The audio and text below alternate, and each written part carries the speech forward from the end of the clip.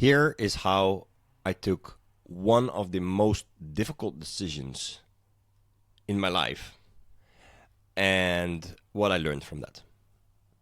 So I started working at a corporate at the age of 17 years old. Okay, I was a weekend employee in a shop of H&M, and I started folding, literally started folding jeans and t-shirts and stuff. And I had even I was like a paper boy. I was bringing these magazines. So at age 17, I was working in this shop in H&M, and after like 3 months, I already got a first leadership role. It was called like a weekend coach. Basically, it was like a team leader of 5 students that were also just working in the weekends, folding jeans and stuff.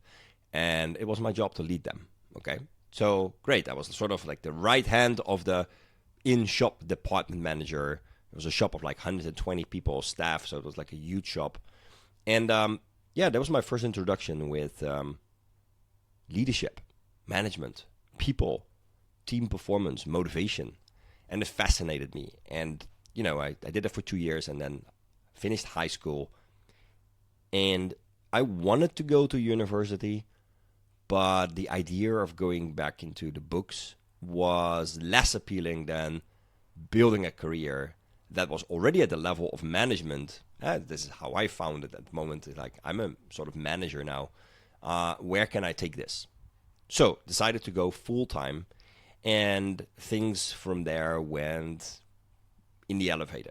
Like I became shop manager, assistant, and then I grew to logistics, where I became like eventually warehouse manager. And then I lived in several countries over Europe for the for the career and being an expat. And the last role that I had of this almost 19-year-long corporate career was like a CFO role, equivalent, if you will.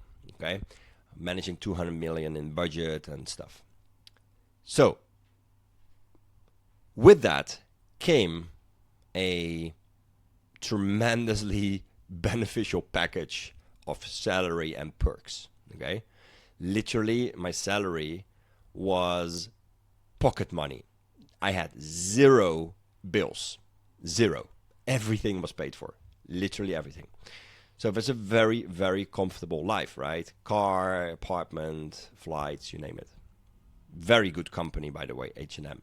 Like, so good for their people. At least when I worked there, they were very good for their people, for their talents, which made me work there for almost 19 years, right? But something started to change in me.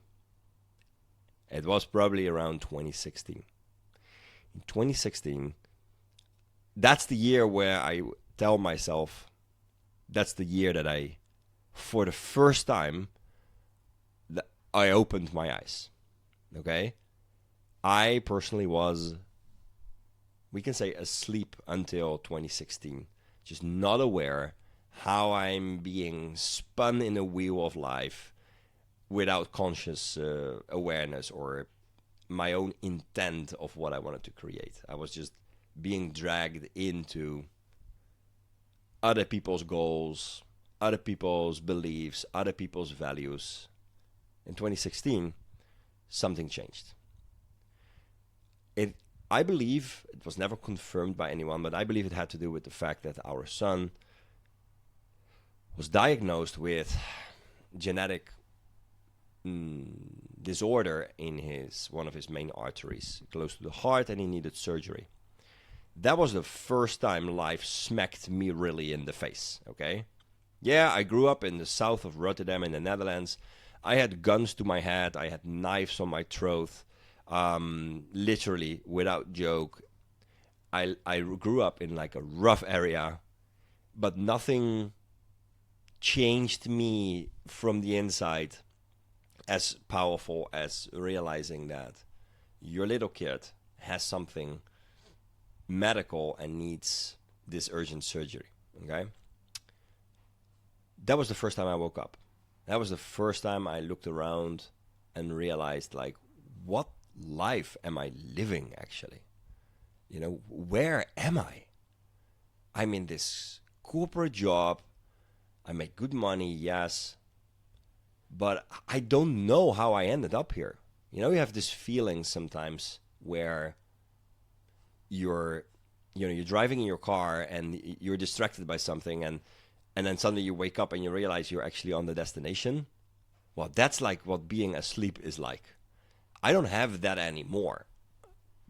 You know, like the driving, somehow this is gone. I don't know why, but I had the feeling that this was the case with my life. Okay, from birth till 2016, where I was like 35ish in age, I was waking up like, oh, I've arrived at the destination feeling, right?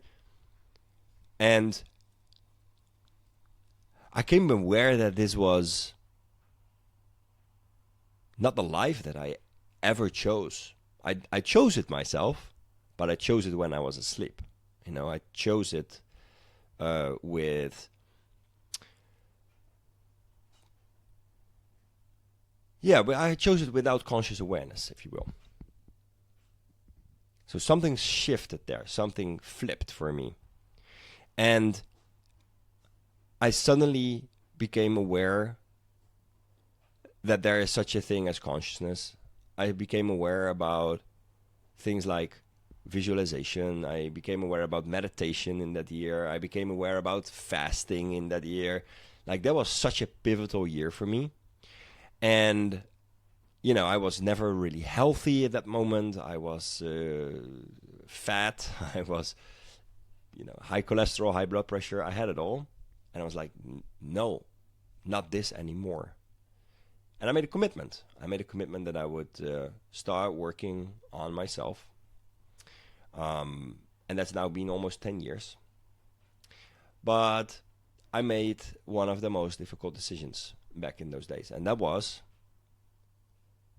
to decide to leave the corporate and give all the stuff and perks and salary back, and decided that I would go into entrepreneurship. I decided that I chose that working for a company isn't aligned anymore with the next period in my life. Okay? I'm not judging people that have jobs. The job in the company had given me so much. It's like being paid to learn is like the best thing there. I don't understand why there's this anti-corporate narrative out there that tries to trick youngsters into buying expensive courses to build their own business. I think corporates are great, you know, and they are not demonistic like most people say. That's just your perspective of the planet, right? If you want to see the demonistic in everything, you will find it in corporates, but you'll find it also in other stuff. If you want to find the good in corporates, you'll find there's a lot of good, you know. It's just where you focus your time and energy and your attention. But in 2016, that was for me not really the case. I was focused on what is bad. So the decision to go away from the corporate was made in 2017. No, sorry, it was made in 2016. Yeah. And I wrote to myself a letter. I wrote a letter from December 2017 towards myself. It was like beginning 2016. So it was like almost 2 years later, right? And I wrote in that letter as if I was my future me, okay? Where I live, what I was doing, whom I would be with, how I was feeling. And I literally emailed that to myself, okay?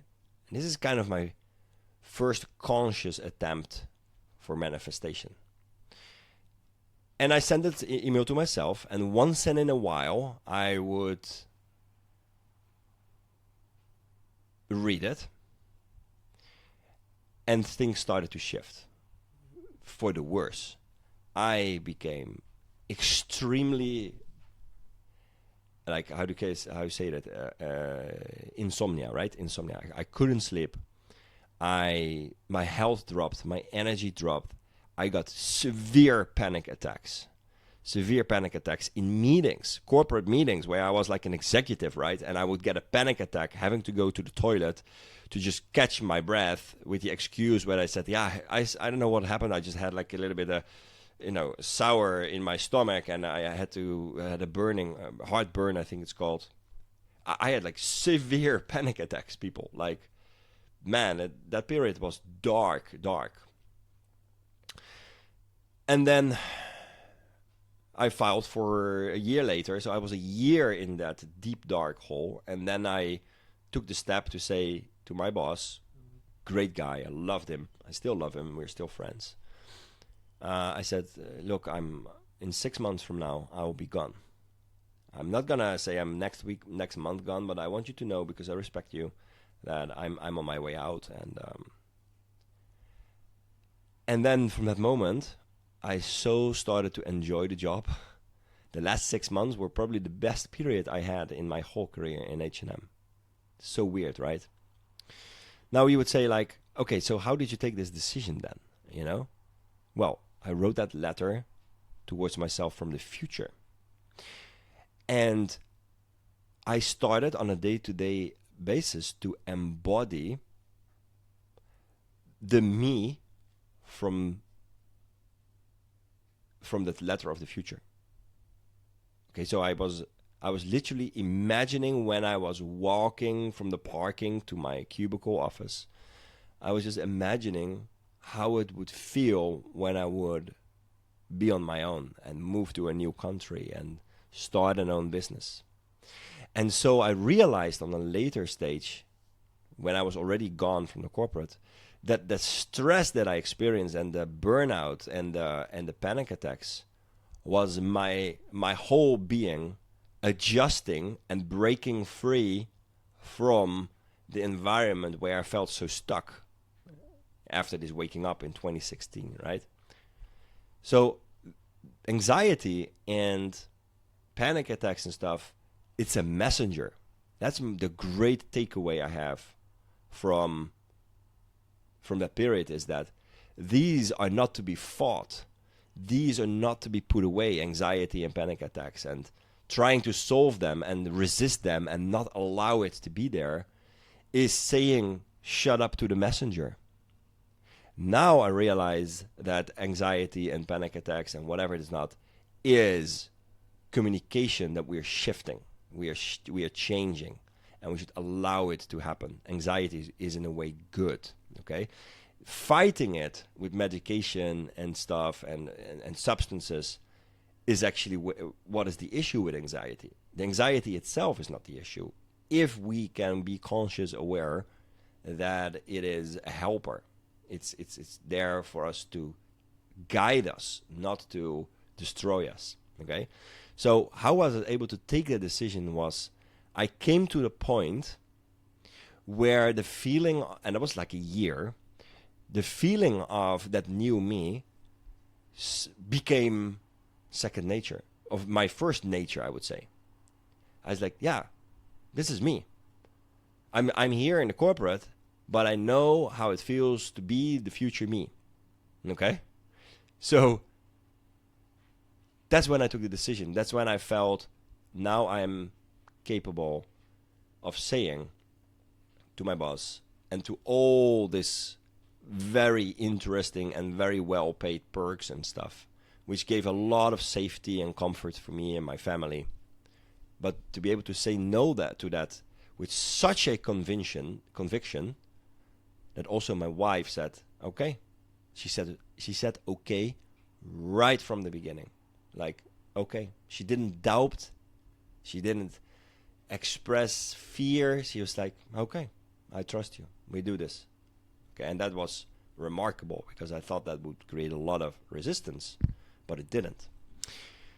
So the key to that is, and again, Joe Dispenza and all the famous people, they speak about it, but I've seen it happening in real life, is that if you embody the person you want to become after your decision, the decision will take care of itself. And I've started recently to read a Transurfing book, and that actually is also expressed there. I was like, wow, you see, I'm not the only one there. And now I'm so much into manifestation. As I said, I will work with a coach also. But yeah, so difficult decisions are taken like that. You don't take the decisions, you allow the decision to take care of itself. Amazing journey. So yeah, long story short, then on my exit there, I did prepare financially 2 years for this, because I was like, what's the worst case scenario? What's the worst that can happen? How long would it take for me to go to a new country, build a business, and make enough money that I can live from it? And I said, well, 2 years is like worst case. 2 years long working without money is like, that's probably not going to happen, but that's what I'm going to prepare for.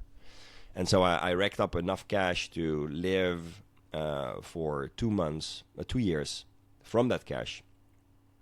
But in the first year, me and my wife together, actually as a family, with the activities we had in the first year of moving to a new country and being away from a salary company, actually we broke even. So our expenses were equal to what we were able to make as income. It was a low lifestyle. We had to say no to a lot of things, but it was amazing confirmation, like how much is possible when you just allow it to happen. So key takeaway of that is, like, you want to take a difficult decision, try this, write a letter from your future self. I've used it multiple times afterwards, the letter from yourself, and read it a few times. Not every day compulsively. That's not going to work, I believe, because you put too much obsession towards it. Just read it once in a while. How was it again what I wrote to myself? Yeah, that's what I wrote to myself. How would it feel? Yeah, I know how it feels. And if you stand in the corridor at the supermarket, how would it feel to be that future me? And the decision will take care of itself. And the decision creativity also comes with that, So that's the video of today, You have seen now probably 5 videos. I still have no idea what I want the main topic of the channel to be about. And I'm fine with that. I know it will take care of itself. In the same way, like I knew the decision to become a future me with this email I spoke about also took care of itself. But maybe you want to leave a comment and tell me what resonated most with you. What would you love me to shoot a video on? Maybe I carry that wisdom for you, maybe not. Just let me know, okay? So again, on this channel, no asks for like and subscribe.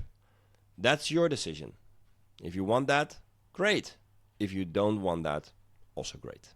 See you in the next video. See you in the next video. Cheers.